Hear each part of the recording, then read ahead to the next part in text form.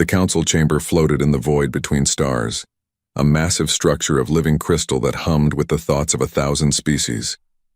Ambassador Shiva of the Vithari stood before the assembled delegates, her crystalline body flickering with colors that showed her distress. She had brought terrible news, and the weight of it made her form dim with fear. 17 systems have gone silent, she said, her voice resonating through the crystal walls. The Krethax swarm has consumed them all. Billions of lives gone. Entire civilizations erased from existence. The chamber erupted in panic. Delegates from across the Galactic Coalition began speaking at once, their various forms of communication, creating a chaos of sound, light, and telepathic noise. The Mindel representative, a floating sphere of pure consciousness wrapped in silver mist, sent waves of terror through the minds of everyone present. The Tauran's ambassador, her water-filled suit sloshing with her agitated movements, clicked and whistled in distress. High Chancellor Vrakon, an ancient being whose species had founded the Coalition 10,000 years ago, raised his 6 arms for silence. His deep voice cut through the noise like a blade through water. "Enough," he commanded. "Fear serves no purpose. We must respond with wisdom as we always have." Shiva's colors shifted to dark blue, the Vithari expression of disagreement. "Wisdom? High Chancellor, we have tried wisdom. We sent diplomats to the Krethax. They were consumed. We sent scholars to study them. They never returned. We sent peace offerings. The swarm ate them and continued forward. Then we must send our defense forces," suggested Commander Thelis of the Astral Guard, one of the few military officers in the chamber. His species, the Korthan, were among the strongest in the coalition, but even he looked uncertain. "The defense forces have already engaged the swarm," Shiva replied, her colors turning gray with sorrow. "The Battle of Carina Reach lasted 6 hours. We lost 400 ships. The Krethax lost nothing. They simply regenerated, adapted, and continued consuming everything in their path." Silence fell over the chamber. The coalition had not faced real warfare in thousands of years. They had built their civilization on peace, on cooperation, on the absolute rejection of violence. Every aggressive species had been removed from coalition space, isolated or eliminated, to ensure the safety of all peaceful beings. War was something from the ancient past, a nightmare they thought they had left behind forever. "What do they want?" asked the Mindel representative, his telepathic voice trembling in everyone's minds. "There must be something they desire. We can negotiate, find common ground." Shiva's form flickered with frustration. "They want to consume. That is all. The Krethax are a hive mind, a parasitic collective that feeds on biological matter and grows with every world they take. They do not communicate. They do not negotiate. They simply spread like a disease across the galaxy." "Then we must evacuate," someone suggested. "Move our populations away from the swarm's path." "To where?" Shiva demanded. "The projections show the swarm will consume the entire coalition within 5 years. There is nowhere to run. We need to fight, but we do not remember how. We have no warriors. We have no weapons capable of stopping them." The chamber fell into despair. Delegates began arguing about evacuation plans, about which systems to abandon first, about how to preserve their cultures if everything fell. No one spoke of victory because no one believed it was possible. Shiva returned to her private chamber after the council session, her crystalline form pulsing with exhausted light. She had not told the council everything. She had one more piece of information, something she had discovered in the deep archives while searching desperately for any solution to the Krethax threat. She accessed the ancient database, diving through layers of historical records that went back to the Coalition's founding. Most species never looked at these old files. The past was the past, and the Coalition preferred to look forward. But Shiva had been thorough in her research, and she had found something strange. The file was marked with warning symbols in a dozen languages. Quarantine zone. Dangerous species do not approach. Lethal force authorized. Inside the file was information about a small star system on the edge of Coalition space, a yellow star with 8 planets, one of them covered in water and teeming with life. The species that lived there were called humans, and they had been sealed away from the galaxy for over 300 years. Shiva read through the incident reports, her color shifting with each new piece of information. The humans had achieved faster-than-light travel and immediately set out to explore the galaxy. Their first contact with coalition species had been peaceful at first, but then something had gone wrong. A human exploration ship had found a coalition colony under attack by space pirates, a rare criminal element that the coalition had struggled to handle peacefully. The humans had not hesitated. They had destroyed the pirate ships with weapons the coalition had never seen, weapons designed specifically to kill. Then they had landed on the colony and fought the remaining pirates in brutal close combat, saving thousands of coalition civilians. The coalition had been grateful, but also terrified. The humans were efficient killers and they did not seem troubled by violence. When questioned, the human captain had simply said, "They were hurting innocent people. We stopped them. What else were we supposed to do?" The coalition had debated for months about what to do with humanity. These beings had saved coalition lives, but they were also clearly dangerous. They had militaries, weapons, and a culture that accepted warfare as normal. Eventually, the decision was made to quarantine the Sol system, to seal humanity away from the galaxy for everyone's safety. The humans had protested. They had argued that they were not monsters, that they only used violence to protect the innocent. But the coalition had been firm. Humanity was too dangerous to be allowed into peaceful galactic society. A barrier was constructed around their star system, and they were left alone, isolated from the rest of the galaxy. That had been 300 years ago. The file contained no information about what had happened to humanity since then. Were they still alive? Had they destroyed themselves in their violent nature? Or had they built something within their prison? Shiva knew what she had to do. She also knew the council would never approve it. But she was out of options and her people were dying. She gathered a small team of volunteers, beings desperate enough to try anything. There was Mindel 7, a young consciousness who had lost his entire family to the Krithax. There was Torin's Captain Mala, who wanted revenge for her destroyed homeworld. And there was Korthan Lieutenant Vex, one of the few coalition officers who still remembered how to think about combat. "I am asking you to come with me on a mission that will likely result in our execution if we return," Shiva told them honestly. "We are going to the quarantine zone. We are going to ask humanity for help." The reaction was mixed. Vex looked intrigued. Mala looked desperate enough to try anything. Mindel 7's thoughts radiated pure determination. "The humans were quarantined because they were violent," Vex said slowly. "You want to bring violence back to fight the swarm?" "I want to bring warriors back," Shiva corrected. "The coalition has forgotten how to fight. The humans never did. It is a terrible risk, but we are already facing extinction. What do we have to lose?" They stole a fast scout ship and set course for the Sol system. The journey took 2 weeks, and with every day that passed, they received news of another system falling to the Krithax. The swarm was accelerating, growing stronger with each world it consumed. When they finally reached the quarantine barrier, Shiva expected to find a simple fence of energy, maybe automated defenses. Instead, she found something that made her crystalline form flash with shock. The barrier was still there, but beyond it was not a single primitive planet. The entire Sol system was filled with structures. Massive space stations orbited every planet. Ships moved in organized patterns between worlds. What looked like mining operations harvested asteroids. And around the third planet, Earth, there was a ring of habitats that glowed with the light of billions of lives. "By the old stars," Mala whispered. They built an empire. The humans had not destroyed themselves. They had not stagnated. They had taken their prison and turned it into a thriving civilization. The evidence of their industry filled the entire star system. "They can see us," Mindel 7 warned, his consciousness detecting active scans. "Multiple ships are moving to intercept." 3 human vessels appeared, sleek and powerful, surrounding the scout ship.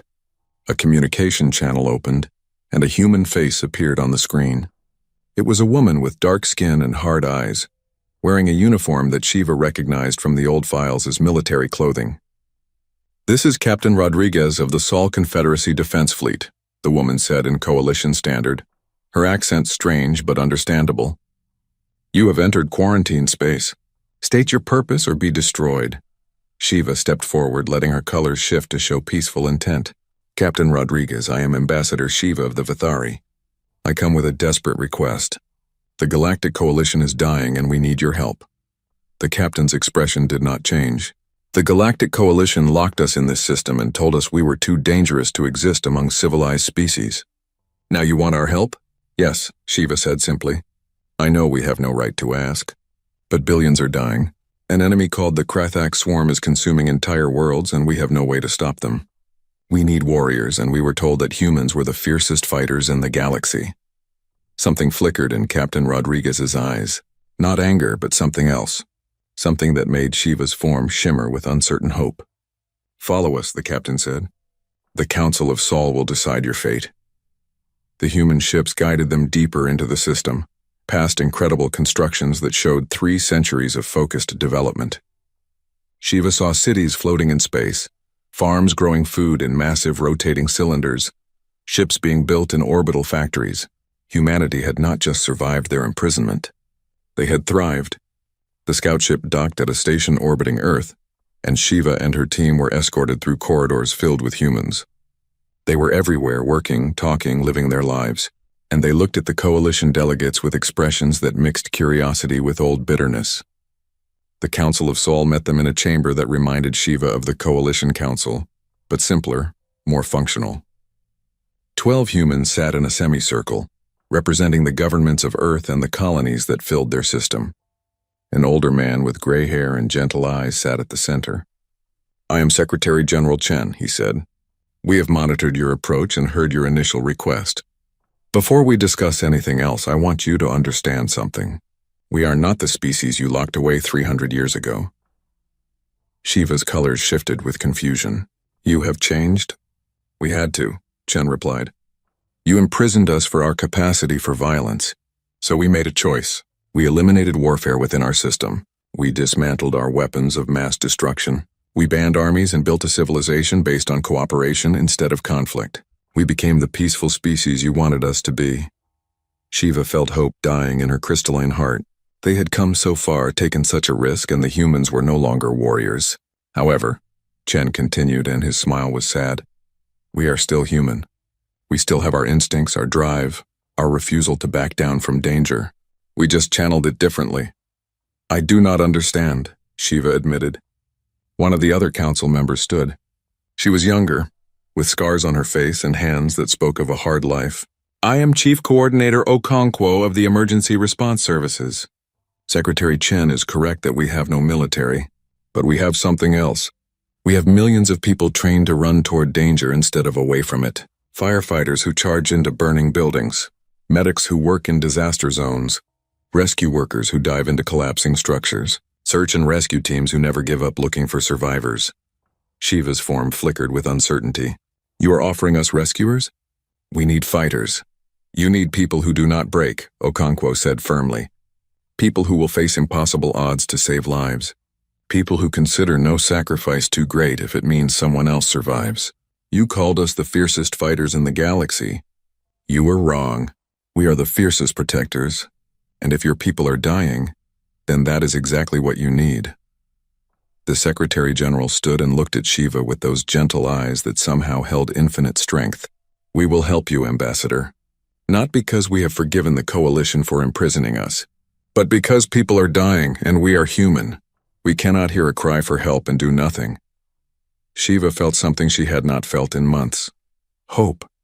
Maybe it was not the kind of help she had expected, but something in the way these humans spoke, the absolute certainty in their voices, made her believe that maybe, just maybe, they could make a difference. How many can you send? She asked. Chief Coordinator Okonkwo smiled, and it was the smile of someone who had walked through fire and come out stronger. How many do you need? 3 ships left the Sol system 2 days later, and Shiva watched them depart with a mixture of hope and confusion. She had expected warships, vessels bristling with weapons and carrying soldiers ready for battle. Instead, the humans had sent 3 massive transport vessels painted white with red crosses, symbols that Chief Coordinator Okonkwo had explained meant medical aid and rescue services. Each ship carried 5,000 humans, not soldiers but volunteers, firefighters from Earth's megacities, medics from the orbital hospitals, engineers who specialized in disaster response, search and rescue coordinators who had spent their lives pulling people from collapsed buildings and burning structures. They brought equipment that seemed useless for war, things like medical supplies, rescue tools, temporary shelter units, and food synthesizers. I do not understand, Shiva admitted to Okonkwo, who had come aboard the Coalition scout ship to coordinate with them. The Krithaks are not a natural disaster. They are an enemy that must be fought. Okonkwo was a tall woman with short gray hair and eyes that had seen terrible things. She wore a simple uniform with patches showing years of service in disaster zones. She looked at Shiva with something like pity. Ambassador, every disaster is a fight. Every fire is an enemy. Every collapsed building is a battle. The only difference is what you are fighting for. We fight for lives, always for lives. The journey to Torrens Prime took 3 weeks, and during that time Shiva got to know the humans better. She spent time in the common areas of the transport ships, watching them train and prepare. What she saw both fascinated and disturbed her. The humans practiced running into danger. They would simulate collapsing structures and practice pulling each other out. They would create fake fires and practice moving through smoke and heat. They worked in teams with perfect coordination, each person knowing exactly what the others would do. But it was the way they talked about their work that truly unsettled Shiva. They spoke of past disasters with a casualness that seemed wrong. A firefighter named Marcus told stories about being trapped in a burning building for 6 hours, surrounded by flames, slowly running out of air.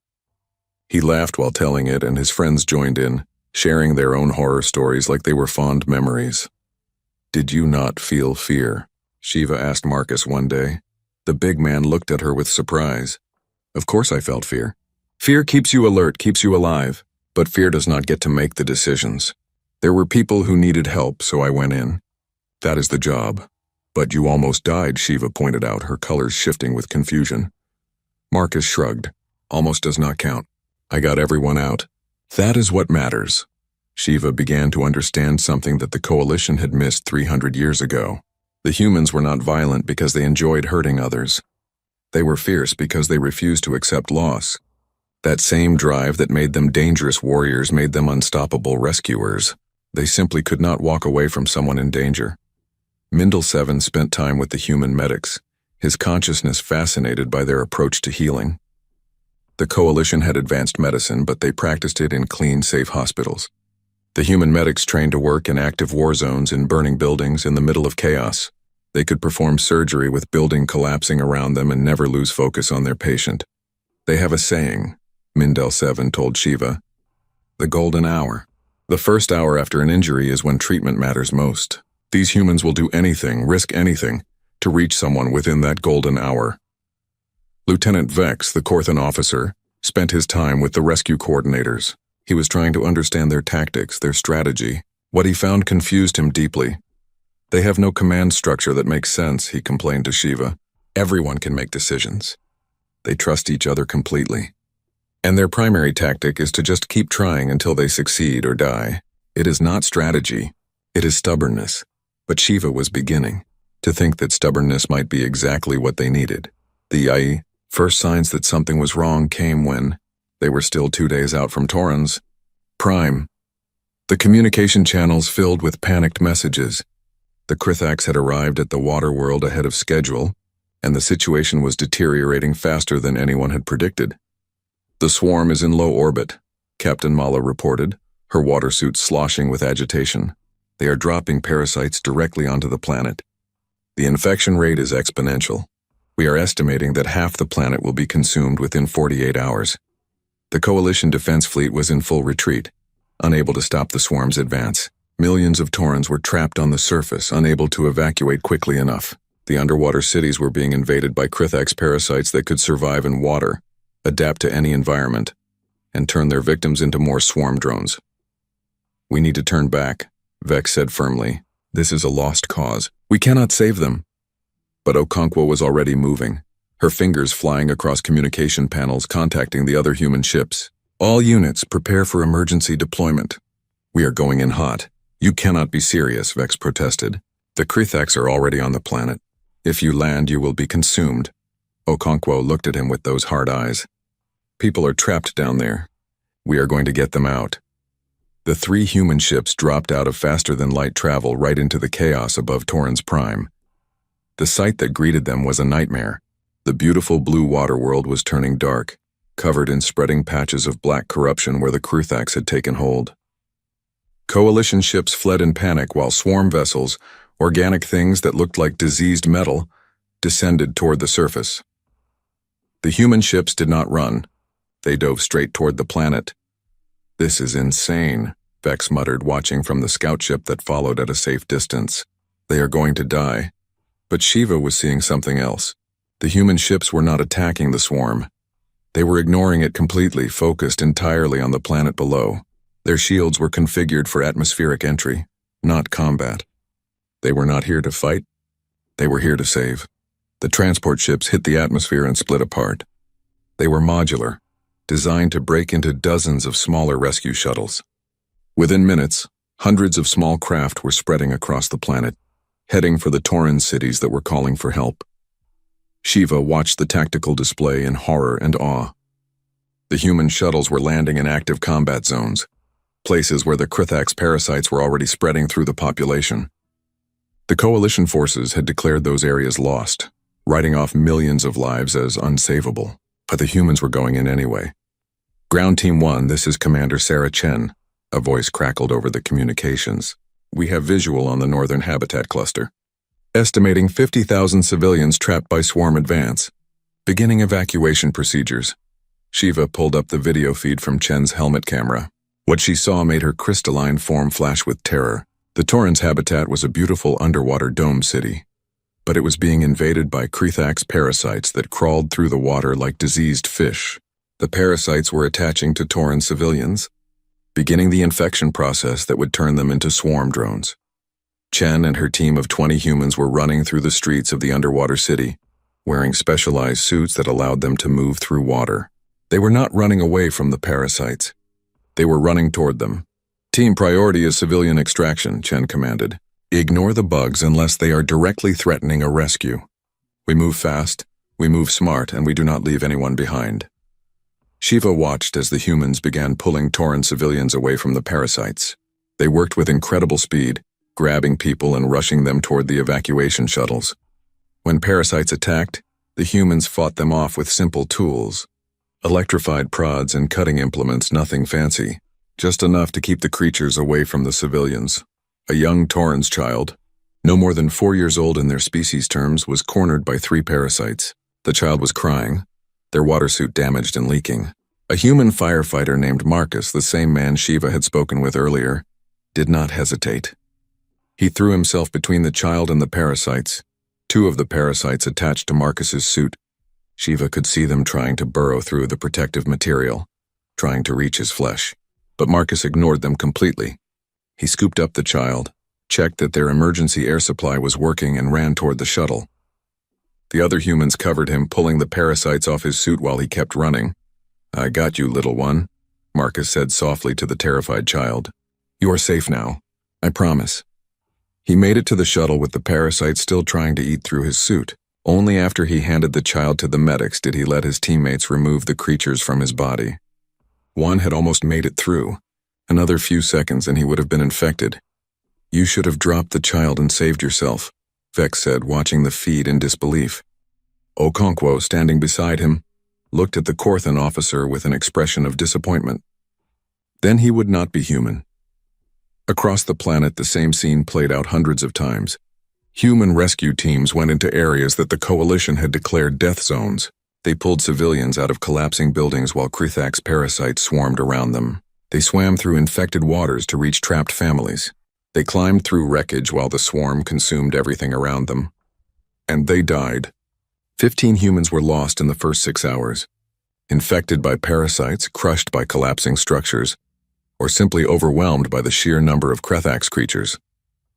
But even as they died, they kept working. A medic named Jennifer Park was infected during a rescue. She felt the parasite taking over her nervous system. She had maybe 10 minutes before she became a swarm drone. She used those 10 minutes to perform emergency surgery on a Tauran's child, saving the young one's life. Then she walked calmly away from the evacuation zone and into the swarm, making sure she would not endanger anyone when the infection took full control. The Coalition forces watched in stunned silence as the humans worked.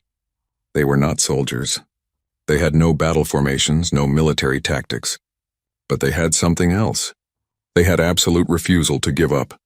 Every time a building collapsed, they dug through the rubble. Every time the swarm advanced, they moved faster. Every time someone said a civilian was unreachable, they found a way to reach them anyway. "This is insane," a coalition captain muttered over the open channel. "They are going to lose people for every civilian they save. The cost is too high." Commander Chen's voice cut through the channel hard and cold. "Every life has infinite value. There is no cost too high to save someone. That is what it means to be human." 12 hours into the operation, the humans had evacuated 300,000 Tauran civilians from areas the coalition had declared lost. But the swarm was advancing faster than they could evacuate. Entire sections of the planet were now completely consumed, transformed into organic hive structures that produced more Krithax parasites. "We need to pull back," Vex insisted. "This planet is lost. The humans have saved who they can. It is time to retreat." But Okonkwo shook her head. "There are still 2 million Taurans alive on the surface. We do not leave until we get them all." "That is impossible," Vex said flatly. "You do not have enough ships, enough people, enough time." "Then we work faster." And they did. The humans started operating in shifts, working 20 hours on, 4 hours off. They pushed themselves beyond exhaustion, beyond reason. They adapted to the swarm's tactics, learned how the parasites hunted, found ways to distract and delay the Krethax while civilians escaped. A human engineer named David Kim figured out that the parasites were attracted to electrical signals. He rigged up a series of decoy transmitters that mimicked Tauran's brain patterns. The parasites swarmed the decoys while rescue teams extracted civilians from nearby. Kim died setting up his last decoy, but his sacrifice saved 20,000 lives. The coalition forces began to help, inspired by the humans' refusal to quit. Coalition ships started providing cover for the rescue shuttles. Coalition soldiers who had been retreating in panic started going back to help with evacuations. They were not as brave as the humans, not as willing to risk everything, but they tried. They really tried. On the third day, Commander Chen contacted Shiva directly. The human woman looked exhausted, her face covered in soot and her suit damaged in a dozen places. But her eyes were still fierce, still burning with determination. "Ambassador, we have a problem," Chen said. "There is a habitat dome in the southern hemisphere. 500,000 civilians trapped inside. The swarm has surrounded it completely. We cannot get shuttles through without losing them all." "Then those civilians are lost," Shiva said sadly, her colors shifting to gray. "You have done everything possible. You have saved millions. You cannot save everyone." Chen looked at her with an expression that Shiva would remember for the rest of her life. It was not anger or frustration. It was simple, absolute refusal. "Watch us," Chen said. The humans did something that no rational being would consider. They landed their 3 main transport ships, the massive vessels that were not designed for atmospheric operations, directly between the swarm and the trapped habitat. They used the ships themselves as shields, as barriers between the civilians and death. The Krethax attacked the ships with everything they had. The organic vessels of the swarm crashed into the transports. Parasites swarmed across their hulls. The humans inside worked desperately to keep the shields active, while rescue shuttles evacuated the habitat behind them. 2 of the transport ships fell. Their shields collapsed under the assault, and the swarm consumed them. Hundreds of humans died, but they bought enough time. The 500,000 Tauran civilians escaped. When it was over, when the last shuttle had left the surface, Shiva counted the cost. The humans had come with 15,000 volunteers. 3,000 had died, an enormous casualty rate that would have broken any military force. But they had saved 2.8 million Taurans' lives, lives that the coalition had considered already lost. The surviving humans gathered on their remaining ship, exhausted and wounded. Shiva went to thank them, to tell them they had done more than anyone had asked or expected. She found them in the main hangar, sitting among their equipment, too tired to move. Commander Chen looked up at Shiva with eyes that held 1,000 years of sorrow and strength. "How many did we lose?" 2,800,000 saved, Shiva replied. 3,000 human lives lost. Chen nodded slowly. "Then we did our job." "Your job?" Shiva's colors flashed with confusion. "You are calling this success? 3,000 of your people died, and nearly 3 million others lived because of them," Chen replied. "That is the job, Ambassador. That is what we do. We trade our lives so others can keep theirs. We run into the fire so others can run out. We do not win by killing our enemies. We win by refusing to let our enemies kill those we protect." Shiva finally understood what the humans were offering. Not violence, but something far more powerful. The absolute determination to protect life no matter the cost. The Krithaks are still coming, Shiva said quietly. They are still spreading.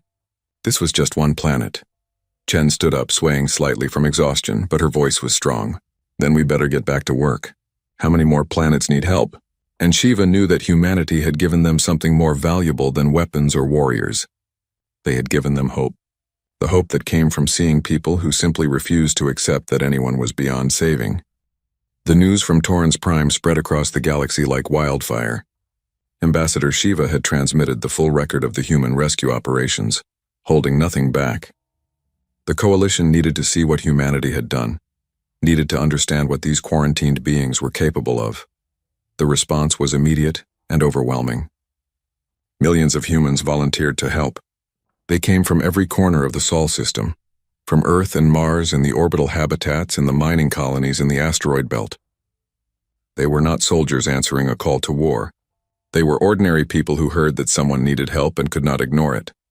Within 2 weeks, humanity had deployed 50 transport ships carrying 250,000 volunteers. They spread across coalition space, heading for worlds threatened by the Krithak swarm. And everywhere they went, they brought the same fierce determination to save lives. On Crystalline Prime, the homeworld of Shiva's people, the Vithari watched in amazement as human rescue teams worked for 72 hours straight to evacuate a city of 2 million before the swarm arrived. The humans did not stop to rest, did not stop to eat. They just kept working, kept moving, kept saving people until the job was done. On Mindel Station, a massive space habitat that housed 5 million of the telepathic species, human engineers worked alongside Mindel technicians to reinforce the station's defenses. When the Krithaks attacked, the humans stayed behind to hold the evacuation routes open while the Mindel escaped. 400 humans died, but 5 million Mindel lived. And on Astral 7, the military headquarters of the Coalition Defense Forces, human tactical advisors began teaching Coalition soldiers something they had forgotten. How to think about combat not as destruction, but as protection. How to hold ground not to kill enemies, but to shield civilians. How to accept casualties not as failures, but as the price of saving others. But the swarm kept coming. For every world the humans saved, 2 more fell. The Krithaks were adapting, learning from each encounter. They began targeting evacuation routes specifically, cutting off escape paths before the humans could arrive. They started evolving parasites that could infiltrate rescue equipment, turning the humans' own tools against them, and they were getting faster. The projections had said 5 years before the coalition fell. Now the estimates were down to 18 months. The swarm was growing exponentially, consuming resources and populations and turning them into more Krithaks drones. Every victory the humans achieved was temporary. Every life saved was just delaying the inevitable. Secretary General Chen called an emergency meeting on Earth. Representatives from across the coalition attended, including Shiva, who had become humanity's primary contact with the galactic government. The old man looked tired, older than his years, but his eyes still held that gentle strength. "We cannot win this way," he said simply. "We are saving millions, but billions are still dying. The swarm is too large, spreading too fast. We need to change our approach." "What are you suggesting?" asked High Chancellor Vrakon, who had traveled to Sol System personally. "Humanity has performed miracles. You have saved more lives than we thought possible. But you are correct. We cannot evacuate the entire coalition. We need to stop the Krithaks, not just run from them." Chen nodded slowly. "We have been studying the swarm through every rescue operation. Our people have been collecting samples, recording behavior patterns, analyzing every aspect of the Krithaks' biology. We have learned things, important things." A human scientist named Dr. Lisa Park stepped forward. She was young, probably in her early 30s, but she had the confident manner of someone who understood her subject completely. She activated a holographic display that showed the structure of a Krithaks parasite. "The swarm is not what we thought," Dr. Park explained. "They are not mindless destroyers. They are a collective intelligence, yes, but one driven by a very specific need: starvation." The coalition representatives stirred with confusion. Mindel 7's telepathic voice echoed in everyone's minds. "Starvation? But they consume entire worlds. How can they be starving?" "Because they are refugees," Dr. Park replied. "Our analysis of their genetic structure, shows they originated from a galaxy cluster beyond the galactic rim. Based on the decay patterns in their DNA, we estimate they have been traveling for over 10,000 years. Their original home was destroyed, and they have been fleeing ever since, consuming whatever they find to fuel their journey. Shiva's crystalline form flashed with shocked colors. They are running from something? Or looking for something, Dr. Park said. A new home, perhaps. Resources to rebuild their civilization? We do not know exactly. But what we do know is that the Krithaks are not attacking the Coalition out of malice. They are consuming worlds because they are desperate. They are dying, and they will do anything to survive. Lieutenant Vex stood up, his Korthan form tense with anger. So we should pity them. They have killed billions of our people. They have destroyed hundreds of worlds. And you tell us they are victims? Chen raised a hand for calm. No one is saying the Krithaks are not dangerous. No one is saying we should not defend against them. But understanding why an enemy fights is the first step to ending the fight. What are you proposing? Shiva asked, though she was beginning to suspect the answer. Communication, Chen said. We need to talk to them. Find out what they need. See if there is a way to give them what they want without them having to consume the entire coalition to get it. The reaction was explosive. Coalition representatives began shouting, their various forms of communication creating chaos. The idea of negotiating with the Krithaks, of treating them as anything other than a plague to be destroyed, was unthinkable to most of them. But Okonkwo stepped forward, her voice cutting through the noise. We have tried running. We have tried fighting. Neither has worked. The only option we have not tried is understanding. And if there is even a chance that understanding can save lives, then we have to try. How? Demanded High Chancellor Vrakon. The Krithaks do not communicate. They do not respond to any attempts at contact. How can we talk to something that only knows how to consume? Dr. Park looked uncomfortable. There is a way. A dangerous way. The Krithaks are a hive mind. They share thoughts through a biological network created by their parasites. If we could connect someone to that network, they could potentially communicate with the collective intelligence that controls the swarm. You mean infect someone? Vex said flatly. Let a parasite take over their mind. Not take over, Dr. Park corrected. We have been developing a modified parasite, one that can connect to the network without fully converting the host. The connection would be temporary, maybe an hour at most before the host's immune system rejected it. But in that hour, we could potentially communicate directly with the Krithak's consciousness. It would be incredibly dangerous, Chen added. The person who volunteers would be connected to a hostile alien mind. They could be overwhelmed, consumed, turned into a swarm drone. We estimate the survival chance at less than 30%. Silence fell over the meeting. Everyone understood what was being proposed. Someone would have to volunteer to be infected by the very enemy that had killed billions. Someone would have to risk their mind, their life, their very identity for the chance to talk to the swarm. I will do it, Shiva said. Chen looked at her with sad eyes. Ambassador, you have already done so much. You brought us into this fight. You do not need to sacrifice yourself as well. You humans talk about running toward danger, Shiva replied, her colors shifting to determined gold. You have shown us that the only way to save others is to risk yourself. How can I ask you to keep making that sacrifice if I am not willing to do the same? But Chen shook his head. No. If anyone does this, it should be a human. We understand sacrifice. We have practice at walking into impossible situations. And if something goes wrong, if the person becomes a threat, our people will do what is necessary to stop them. I volunteer, said a voice from the back of the room. Everyone turned to see a middle-aged human man stepping forward. He had gray in his hair and scars on his face, and he wore the uniform of a rescue coordinator. Shiva recognized him as James Chen, the Secretary General's son. Absolutely not, the Secretary General said firmly. James, I cannot allow you to do this. You cannot stop me, Father, James replied calmly. I am a volunteer, same as everyone else who has come to help the coalition. And I have the necessary qualifications. I am a trained negotiator. I have 20 years of experience in crisis communication, and I am willing to take the risk. The argument went on for hours, but in the end, James Chen got his way. He was not the Secretary General's son in this moment. He was just another human volunteer, ready to run toward danger if it meant saving lives. The preparation took 3 days. Dr. Park and her team worked to prepare the modified parasite, calibrating it carefully to create a connection without allowing full conversion. James Chen went through medical procedures to strengthen his body's defenses, to give him the best chance of survival. And the coalition prepared for what might happen if the attempt failed. The experiment took place on a secure research station, isolated from any population centers. If James became fully infected, if he turned into a Krethax drone, the station would be destroyed to prevent the infection from spreading. Shiva watched from the observation deck as James entered the containment chamber.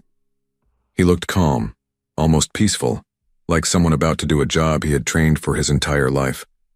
"Are you ready?" Dr. Park asked over the intercom. "As ready as I will ever be," James replied. "Let us see if we can talk to these things." The parasite was released into the chamber. It was a small creature, barely the size of a human hand, but it moved with terrible purpose. It crawled up James's leg and attached to his neck near the base of his skull. Its tendrils pierced his skin and began working their way toward his nervous system. James gasped, his body going rigid. His eyes went wide and then distant, seeing something beyond the physical world. The monitors showed his brain activity spiking as the parasite made contact with his neural pathways. "James, can you hear me?" Dr. Park asked urgently. For a long moment, there was no response. Then James's mouth opened and he spoke, but his voice was strange, layered, like multiple beings talking at once. "We are Krethax. We are multitude. We are hunger. We are survival." Everyone in the observation room went still. It was working. They were talking to the swarm. "Why do you attack us?"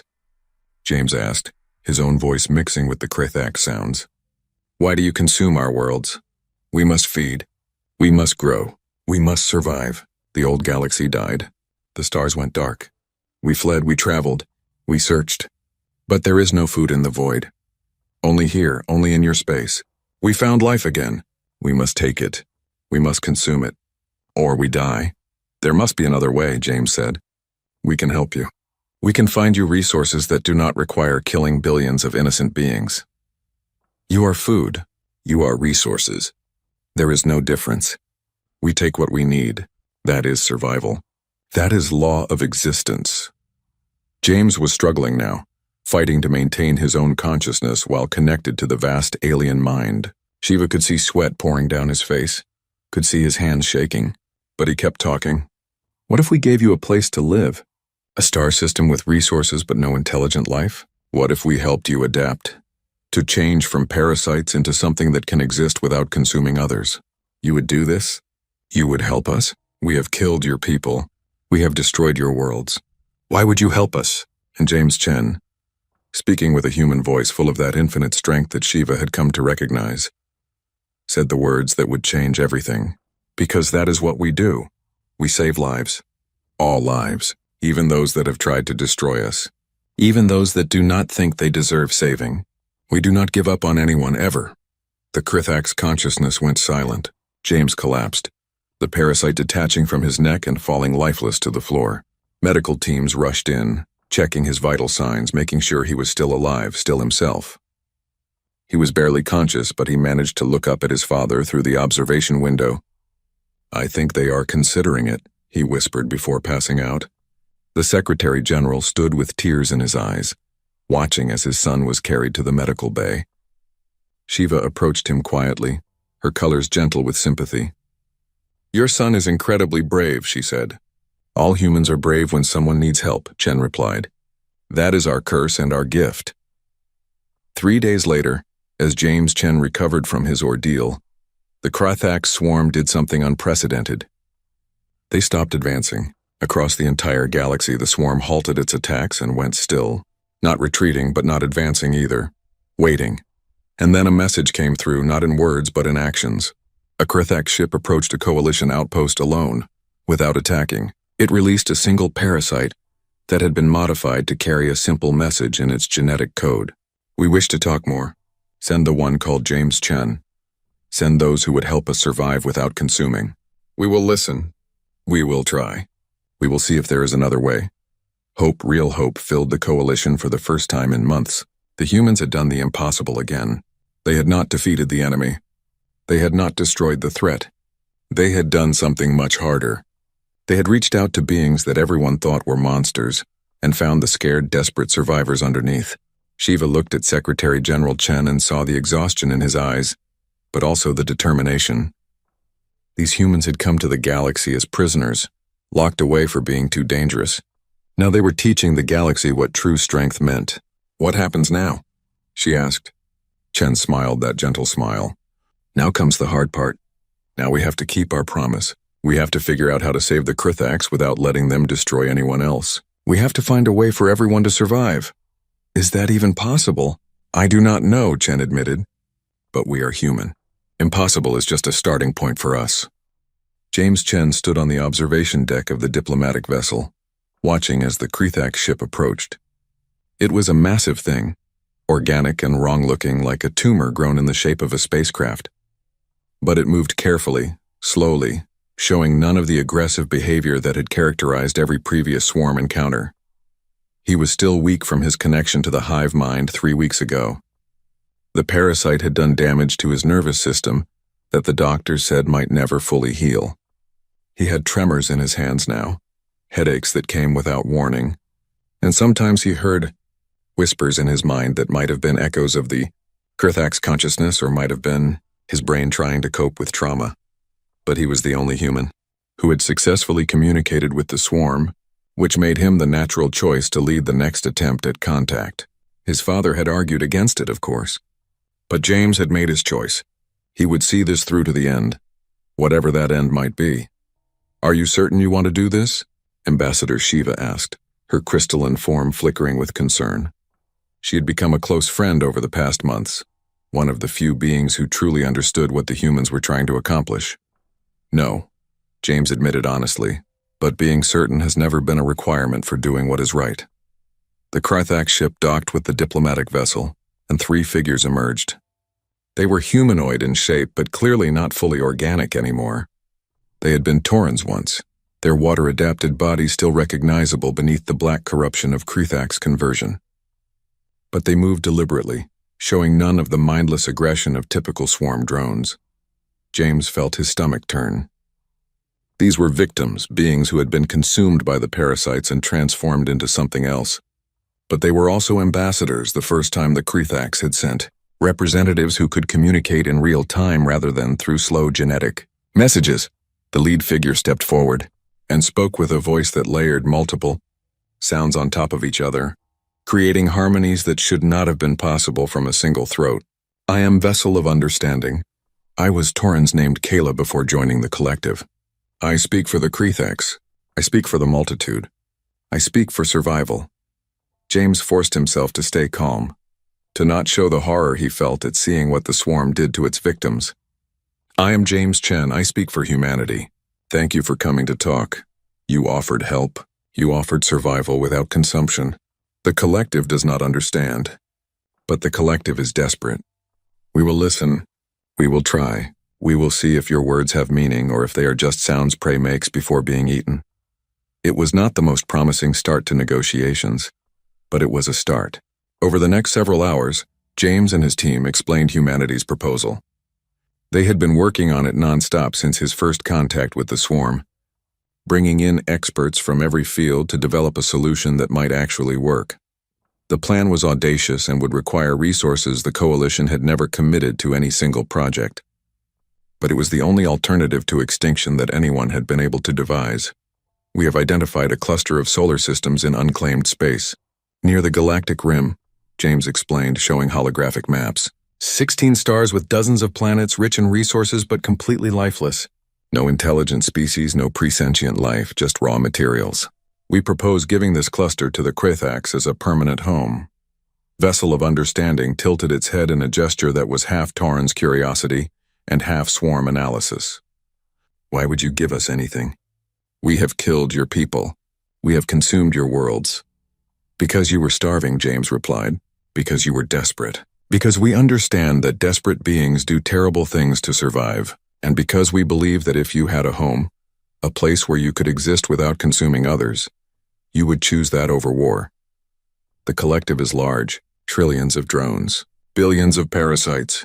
The cluster you show would not sustain us for long. We would consume those worlds and still be hungry. This was the critical part, the piece of the plan that had required the most work and would require the most faith. Dr. Park stepped forward, her calm scientific voice a counterpoint to the tension in the room. "We know the Krethax biology transforms whatever it consumes," she said. "You are incredibly adaptable, able to survive in any environment by changing yourselves to match it. What if we helped you adapt in a different direction? What if we helped you become something that does not need to consume living beings at all?" "Explain," Vessel of Understanding demanded. "Your parasites work by integrating with host biology and rewriting it to serve the collective. But that same mechanism could potentially be used to transform the Krethax themselves. We have developed a modified parasite, one that carries genetic information designed to change the swarm, from parasitic to symbiotic." Dr. Park displayed complex biological diagrams. "If the Krethax accept this modified parasite, it will spread through your collective, gradually changing your biology. You would still be a hive mind, still be the Krethax, but you would gain the ability to process non-living matter for energy. You could feed on minerals, on stellar radiation, on the raw resources of dead worlds instead of needing to consume living beings." The three Krethax ambassadors stood completely still, and James knew they were communicating with the greater collective, sharing this information with the vast intelligence that controlled the swarm. Minutes passed in tense silence. Finally, Vessel of Understanding spoke again. "This modification, it could change what we are. It could destroy the collective. Why should we trust you?" "Because we are giving you a choice that no one gave you before," James said. "The galaxy tried to destroy you. We are trying to save you. Even after everything the Krethax have done, we still think you are worth saving. You are prey. We are predators. This is the natural order." "No," James said firmly. "You are refugees who became predators because you had no other choice. But now you have a choice. You can keep consuming worlds until the galaxy unites and destroys you completely, or you can accept our help and become something new, something that can exist without killing." Vessel of Understanding stared at him with eyes that held both Tauren's intelligence and swarm coldness. "You would risk everything on the hope that we can change? You would give us a home, help us transform, trust that we will not betray you?" "Yes," James replied simply. "Why?" And James thought about all the humans who had died on Tauren's Prime, who had sacrificed themselves on a dozen worlds to save Coalition civilians. He thought about the firefighters who ran into burning buildings, the medics who worked in war zones, the rescue workers who never gave up searching for survivors. He thought about what it meant to be human, because that is what we do. We save people, even when it is dangerous, even when it is stupid, even when everyone says it is impossible. We save people because that is the only thing that matters. And you are people too, even if you do not look like us, even if you have done terrible things. You are people who can be saved." The Krethax ambassadors left without giving an answer. The waiting was agony. Days turned into weeks with no word from the swarm. Some coalition members argued that the Krethax were just buying time, preparing for another massive assault. Others believed they were insulted by the human proposal and would reject it with violence. But humanity kept working. They sent ships to the designated star cluster and began preparing it as a home for the Krethax. They built stations to help monitor the transformation process if the swarm accepted it. They developed contingency plans for if the Krethax attacked. But they also developed integration plans for if the Krethax chose peace. Shiva watched the humans work with a mixture of admiration and disbelief. "You are building a home for beings that might destroy you. You are investing enormous resources in a plan that might fail. How do you have such faith?" Chief Coordinator Okonkwo looked at her with those hard eyes that had seen so much death and saved so many lives. "It is not faith, Ambassador. It is stubbornness. We simply refuse to believe that anyone is beyond saving."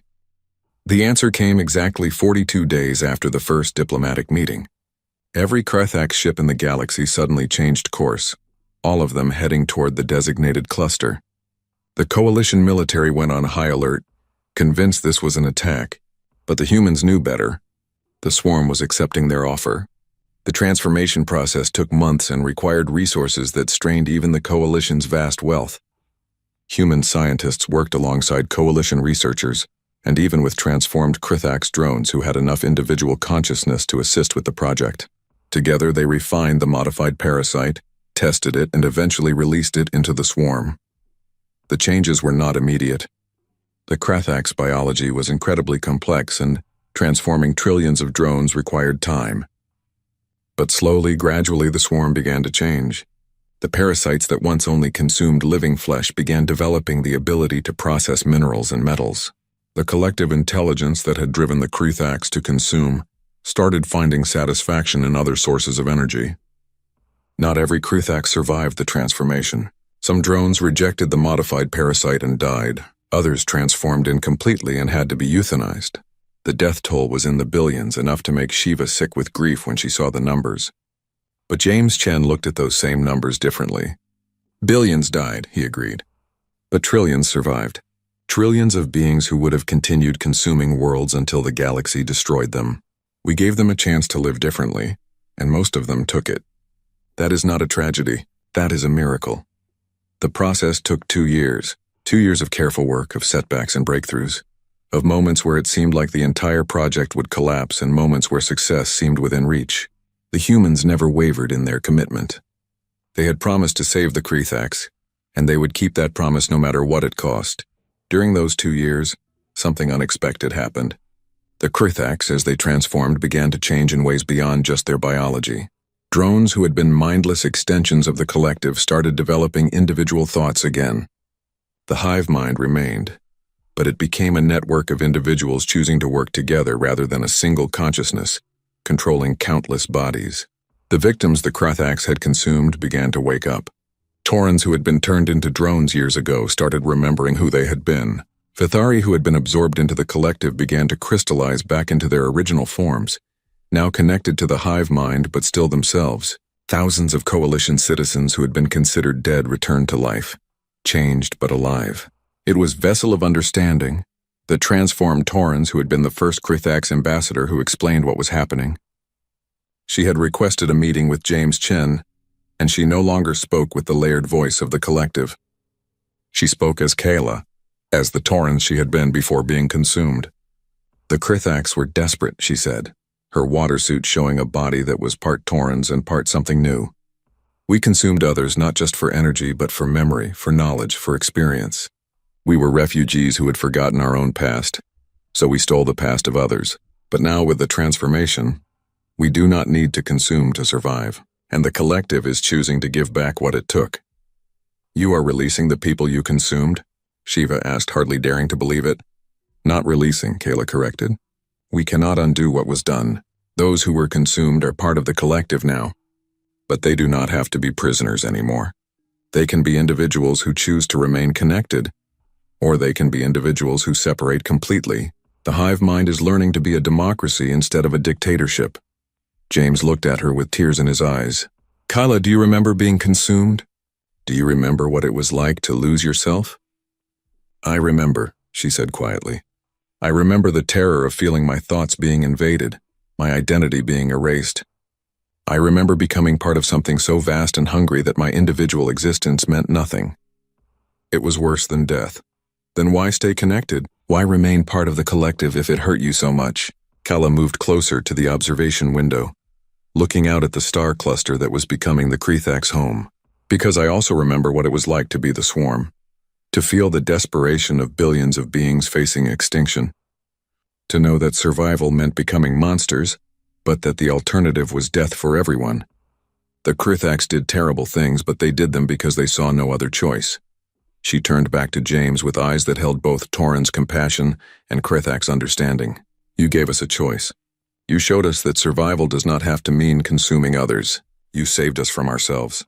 How can I not stay connected to beings who are learning to be better, who are trying so hard to transform from parasites into partners? You are a better person than I am, James said softly. I do not know if I could forgive what the Krathax did. It is not about forgiveness, Kayla replied. It is about understanding. You humans taught us that. You showed us that the fiercest strength is not the power to destroy enemies, but the courage to save them. The transformation completed in the spring of 2489, exactly 2 years after James Chen first made contact with the swarm. The Krathax had become something new, a collective of individuals who could survive on mineral resources and stellar energy. They no longer needed to consume living beings. though they chose to remain connected as a hive mind because that connection gave them strength and purpose. The coalition held a ceremony to mark the occasion, a formal recognition of the Krithax as a member species rather than an existential threat. Representatives from every coalition world attended, and at the center of it all stood humanity, the species that had been locked away for being too dangerous and had proven to be the galaxy's salvation. High Chancellor Vrakon spoke to the assembled delegates, his ancient voice carrying across the vast chamber. 3 years ago we faced extinction. The Krithax swarm was consuming our civilization, and we had no way to stop them. In desperation, we turned to a species we had feared and imprisoned, expecting them to be warriors who would fight our battles for us. He looked directly at Secretary General Chen, at James, who still bore the scars of his connection to the swarm, at Okonkwo, who had led so many impossible rescues. But humanity did not save us by being warriors. They saved us by being human. They ran toward danger when everyone else ran away. They refused to give up when everyone else accepted defeat. And most incredibly, they chose to save their enemies when everyone else wanted those enemies destroyed. The Chancellor turned to address the entire assembly. We called upon humanity's fiercest, expecting weapons and violence. What we received was something far more powerful. We received people who believe that every life has value, that no one is beyond saving, that the only acceptable response to suffering is to help. He paused, letting his words sink in. Today we do not just welcome the Krithax into the coalition, we also officially end the quarantine of humanity and apologize for the 300 years we imprisoned them. They were never too dangerous for our civilization. We were too afraid to learn from them. The ceremony continued with speeches from various coalition members, from Krithax representatives who thanked humanity for giving them a future, from victims who had been returned from the swarm and chose to share their stories. But James Chen stood quietly to the side, uncomfortable with the attention and the praise. Shiva found him on an observation deck after the ceremony, looking out at the stars. Her crystalline form glowed softly in the dim light. "You should be celebrating," she said. "You saved the galaxy." "We saved people," James corrected. "That is all we ever tried to do. Save people. The fact that it happened to save the galaxy too is just a happy accident. You are too modest. What you and your people accomplished was incredible." James shook his head. "There is nothing incredible about doing the right thing. The incredible part is that we had to teach the galaxy that saving people is more important than destroying enemies." "Will you return to Sol now?" Shiva asked. "You have earned your freedom. You could go back to your quarantine and live peacefully." "No," James said firmly. "The galaxy has seen what humans can do. They know who we are now. We have a responsibility to stay, to keep helping wherever we are needed, because that is what we do." Shiva's color shifted to thoughtful blue. "The coalition will want to recruit human rescue workers to spread your methods across the galaxy." "Good," James replied. "The universe is full of disasters, full of emergencies, full of people who need help. We cannot save everyone, but we can try. And maybe, if we try hard enough, we can teach the galaxy that trying is what matters most." He looked at his hands, at the tremors that still shook them sometimes, the permanent reminder of his connection to the Krithax. Every species in the galaxy has something to offer. The Vithari have wisdom. The Mindel have telepathy. The Taurans have adaptability. And humans? We have the absolute refusal to accept that anyone is beyond saving. It is a good gift to bring to the galaxy, Shiva said softly. "It is the only gift that matters." 5 years after the transformation of the Krithax, the galaxy had changed in ways no one could have predicted. The coalition had not just survived, it had grown stronger, rebuilt around principles that humanity had taught them. But the greatest test of those principles was still to come. James Chen was older now, his hair completely gray, his body bearing the accumulated damage of years spent pushing himself beyond human limits. The tremors in his hands had gotten worse, and the headaches from his connection to the swarm came more frequently. But he still worked every day, still led humanity's rescue services across coalition space, still refused to rest while people needed help. He was in his office on Unity Station, the massive orbital habitat that served as humanity's headquarters in coalition space, when the alarm came through. His assistant, a young Vithari named Tova, burst through the door, her crystalline form flashing with urgent red. "Commander Chen, We have an emergency. A priority alpha situation. James was on his feet immediately, the old instincts never fading. What is it? Natural disaster? Industrial accident? Neither. Tova said, her colors shifting with confusion and fear. It is the Kruthax. They are calling for help. James felt his stomach drop. The Kruthax had been peaceful for 5 years, focusing on building their civilization in the designated cluster, learning to exist without consuming others. They had become valued members of the coalition, contributing their unique abilities to help with everything from medical research to deep space exploration. What could make them call for help? The situation room filled quickly with human coordinators and coalition representatives. The holographic display showed the Kruthax cluster, and at the edge of it something that made James's blood run cold. A fleet of ships, thousands of them, unlike anything in the coalition database. Who are they? Okonkwo demanded, her voice sharp with command authority. Unknown species, reported a Mindel analyst. They appeared at the edge of Kruthax space 3 hours ago. They have been broadcasting on all frequencies in languages we do not recognize. The universal translator has been trying to decode their messages. What do we know about them? James asked. Very little. Their technology is advanced, possibly more so than coalition standard. Their ships are heavily armed, and they are moving directly toward the Kruthax home systems. The translator finally cracked enough of the alien language to provide a rough translation. The words that appeared on the display made everyone in the room go silent with horror. We are the gatherers. We have tracked the plague swarm to this location. We come to cleanse the corruption. We come to burn the parasites. We come to finish what we started 10,000 years ago. Kayla's voice came through the communication system, and James could hear the fear in it despite her connection to the Kruthax collective. Commander Chen, these beings are the ones we fled from, the ones who destroyed our original galaxy. They have been hunting us for millennia. They will not negotiate. They will not show mercy. They come only to exterminate us. James closed his eyes, feeling the weight of impossible choice settling on his shoulders. The Kruthax had consumed billions of coalition lives. They had destroyed hundreds of worlds. Many species still hated them, still wanted revenge for what the swarm had done, and now someone had come to destroy the Kruthax completely.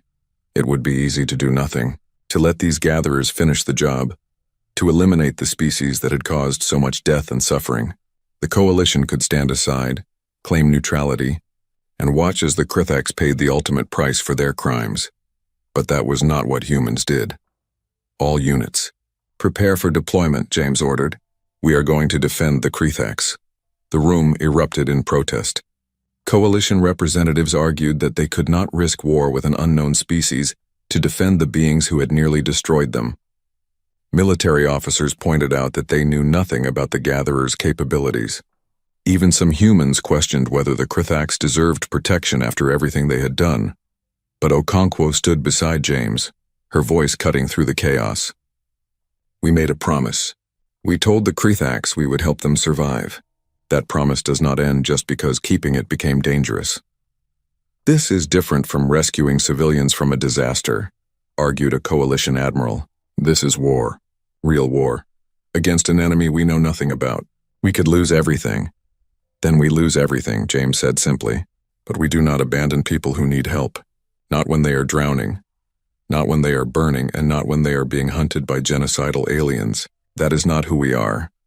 Secretary General Chen, now ancient and frail but still holding his position, contacted his son through private channel. James, are you certain about this? You could be committing humanity to a war we cannot win. I'm not certain about anything, Father, James replied honestly. But I am certain that if we stand aside and let the Kruthax be destroyed, we betray everything we have taught the galaxy. We told them that every life has value.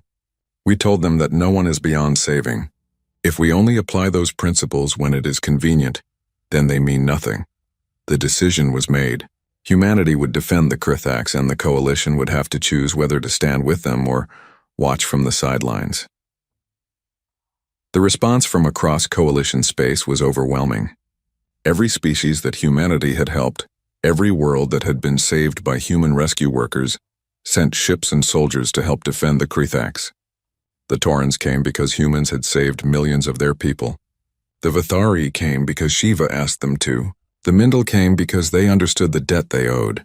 Even species that had no direct interaction with humans came because they had heard the stories, understood what humanity represented, and refused to let those principles die. The gathering fleet was the largest the coalition had assembled in 10,000 years. Hundreds of thousands of ships, millions of soldiers all coming together to defend beings that most of them had good reason to hate. But the gatherers' fleet was larger. Their technology was more advanced, and they had been hunting the Krethax for 10,000 years, perfecting their methods of extermination. James stood on the bridge of the human flagship, watching as the two fleets approached each other. Beside him stood Kala, who had volunteered to be there as a representative of the Krethax collective. "You should not be doing this," she said quietly. "We do not deserve your protection. We killed so many of your people." "You were desperate," James replied. "You did what you thought you had to do to survive. And when we offered you another way, you took it. You changed. That is all that matters. The gatherers will not care that we changed. To them, we are still the plague swarm, the corruption that must be cleansed.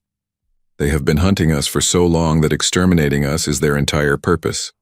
Then we will show them that their purpose is wrong." The battle, when it came, was unlike anything the coalition had ever experienced. The gatherers fought with cold precision, their weapons designed specifically to counter Krethax biology. They did not target coalition ships unless those ships got in their way. Their entire focus was on destroying every Krethax presence in the cluster. But the coalition forces, led by human coordinators who had spent years learning how to protect lives, fought with a different strategy. They did not try to destroy the gatherer fleet. Instead, they focused on blocking every attack, on shielding the Krethax worlds, on creating barriers between the hunters and their prey. It was rescue work on the largest possible scale. Every tactic the humans had developed for saving lives in disasters was adapted for combat.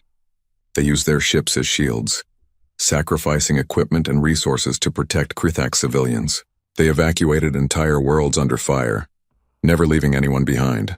They fought not to kill their enemies but to outlast them, to make the cost of extermination too high to continue. The battle raged for 3 days. Ships burned, people died. Entire stations were destroyed. The casualties were enormous, both coalition and gatherer, but the humans refused to retreat, and the rest of the coalition followed their lead. On the 3rd day, James made a decision that would define everything that followed. He took a shuttle directly to the gatherer flagship, broadcasting a message on all frequencies. "I am Commander James Chen of humanity. I am unarmed. I come to talk. If you are going to kill the Krethax, you will have to kill me first. And if you kill me, you will have to kill all of us. We will not move. We will not surrender. We will stand between you and them for as long as we draw breath." The gatherer flagship pulled him aboard. James found himself standing before beings that looked like living stone, their bodies crystalline and hard, their eyes cold and ancient. Their leader, a massive creature that introduced itself as Prime Judgment of the Corrupt, looked at James with something like curiosity. "You are not Krethax," Prime Judgment said. "Why do you protect the plague swarm?" "Because they are not a plague," James replied. "They were refugees. They were desperate. And when given a choice, they chose to change. They consumed our galaxy. They destroyed billions of our people. They are corruption made flesh, and corruption must be cleansed." "They were starving," James insisted. "And yes, they did terrible things while starving. But we helped them find another way to survive. They do not consume living beings anymore. They have changed. Corruption does not change. It only spreads." James felt the old tremors in his hands, the permanent reminder of his connection to the swarm. He held those shaking hands up so Prime Judgment could see them. "I let a Krethax parasite into my mind so I could talk to them. I risked becoming one of them to understand them. And what I learned is that they are people, just like you, just like me. They made terrible choices because they saw no other options, but they are capable of being better. They are trying to be better." "You are a young species," Prime Judgment said. "You do not understand. We have hunted the plague swarm for 10,000 years. We have seen what they do, what they are capable of. They cannot be trusted." "Then do not trust them," James said. "Trust us. We have spent 5 years working with the Krethax. We have helped them transform. We have given them a way to exist without consuming others, and we are willing to take responsibility for them." If they ever return to their old ways, we will stop them ourselves. You would go to war against them if they broke your trust? James thought about all the humans who had died saving Krathak's lives, about the promise they had made to help the swarm survive. If the Krathaks ever returned to consuming living beings, it would mean we failed them. It would mean we did not give them enough support, enough resources, enough hope. So yes, we would stop them, but it would mean we had failed as much as they had. Prime Judgment was silent for a long moment, consulting with its collective consciousness in a way that reminded James uncomfortably of the Krathak's hive mind. Finally, it spoke again.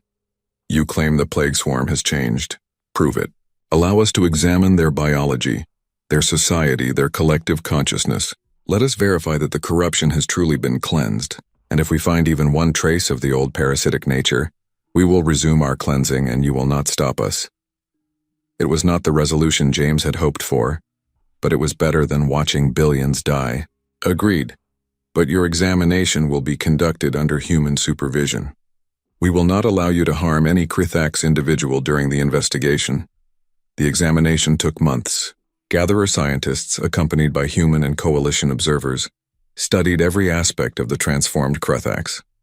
They analyzed their biology, tested their new metabolic processes, interviewed thousands of individuals who had been part of the swarm.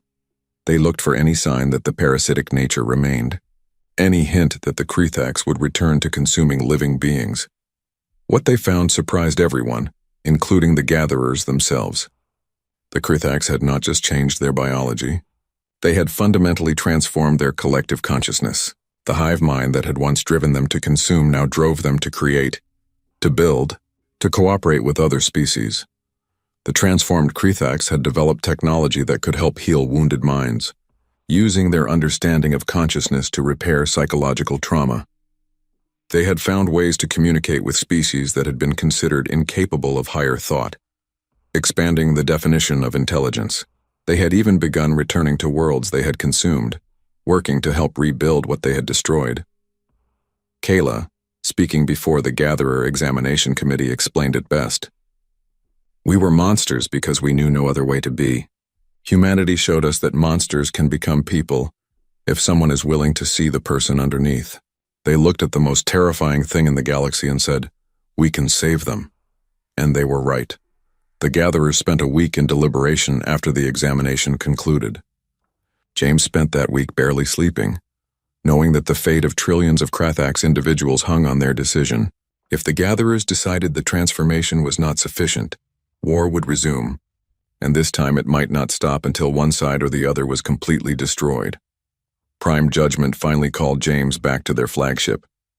The ancient being looked at him with eyes that had witnessed the destruction of galaxies. We came here to finish the cleansing. We came to destroy the plague swarm that consumed our civilization, but the beings we find here are not the same beings we have been hunting for 10,000 years. James held his breath, afraid to hope. The Krathaks have changed in ways we did not think possible. They have transformed from parasites into symbiotes, from consumers into creators. This is your doing, young species called humanity. You accomplished what we thought impossible. Does that mean you will stop hunting them? James asked. It means we will watch them. We will monitor their development. If they ever return to their old ways, we will resume our purpose. But for now, we acknowledge that they have earned the chance to prove they can be something other than the corruption that destroyed our home. Prime Judgment moved closer to James, and for the first time he saw something like respect in those ancient eyes. You asked why we should trust the Krathaks. The answer is that we do not trust them. We trust you. You humans, who run toward danger instead of away from it, who choose to save even those who do not deserve saving, who believe that every being can change if given the chance. The Gatherer fleet departed, leaving the Krathaks cluster in peace. The relief across coalition space was overwhelming. They had avoided a war that could have destroyed them all, and they had done it not through violence but through showing that change was possible. James Chen returned to Unity Station exhausted beyond words. His body was failing, the accumulated damage from years of pushing himself too hard finally catching up. The doctors told him he had maybe a year left if he stopped working, maybe months if he continued at his current pace. He chose to keep working, because that was what humans did. 10 months later, James Chen died while coordinating a rescue operation on a colony world facing a natural disaster. He collapsed at his post, his worn-out heart finally giving up. His last words, according to those who were with him, were, "Did everyone get out safely?" They had. Everyone had gotten out safely. Because James Chen had been there, had organized the rescue, had made sure no one was left behind. The same way he had lived his entire life. The funeral was attended by representatives from every coalition species, including the gatherers, who sent a delegation specifically to honor the human who had convinced them that redemption was possible. The Krithax Collective sent a message that was read aloud, and there was not a dry eye in the chamber when it finished. James Chen taught us that we could be more than what we were. He looked at beings who had consumed billions and saw people worth saving. He made us believe that our past did not have to define our future. We will honor his memory by continuing to be the people he believed we could become. Shiva, now the Coalition's ambassador to the Krithax, gave the final eulogy. Her crystalline form glowed with colors that represented both grief and gratitude. James Chen once told me that humanity's gift to the galaxy was their absolute refusal to accept that anyone is beyond saving. He was wrong. That is not humanity's gift. That is James Chen's gift, which he gave to all of us. He taught humanity what they were capable of, and then he taught the galaxy to be like humanity. She looked out at the assembled mourners, at the representatives of species that had been saved, transformed, given hope because of what James and his people had done. We called upon humanity's fiercest expecting warriors. What we received were protectors, healers, believers in redemption, and the fiercest among them was this man, who spent his life running toward danger to save others, who gave everything he had so that people he did not even know could have a future. Years later, when children across Coalition space learned history, they learned about the Krithax crisis. They learned about the terrifying swarm that nearly destroyed the galaxy. But mostly they learned about the humans who ran toward the danger when everyone else ran away. They learned about firefighters who charged into impossible situations to save lives. About medics who worked in conditions that should have killed them. About rescue workers who never gave up searching for survivors. And they learned about James Chen, the man who believed so strongly that everyone deserved saving, that he convinced an entire galaxy to believe it too. The phrase, "calling humanity's fiercest," became a saying across Coalition space. It meant that no matter how bad things got, no matter how hopeless the situation seemed, there were people who would come running. People who refused to give up. People who believed that every life mattered, even when logic said otherwise. Okonkwo, who succeeded James as head of the Coalition's emergency response services, kept a photo on her desk. It showed James Chen, young and healthy, standing with the first team of human volunteers before they left for Torrens Prime. They were smiling, excited, ready to run toward danger. Visitors would sometimes ask her about the photo, about those early days when humanity first joined the Coalition, and she would tell them the truth. We did not save the galaxy with weapons or armies. We saved it by refusing to accept that anyone was beyond help. We saved it by running toward the danger instead of away from it. We saved it by being human. Is that what it means to be human? They would ask. And Okonkwo would smile that hard, smile that had seen too much death and saved too many lives. Being human means believing that the person beside you, even if they are your enemy, even if they have hurt you, even if they seem beyond redemption, is still worth saving. Not because they deserve it, but because someone has to care when no one else does. The galaxy had changed because humanity had shown them what was possible when you refused to give up on people. They had faced extinction and survived not through violence, but through an absolute commitment to protecting life. They had been called upon to provide their fiercest, and they had provided exactly that. Not their fiercest warriors, but their fiercest protectors, their fiercest believers in redemption, their fiercest hope that everyone, no matter who they were or what they had done, deserved a chance to be better. And that had made all the difference.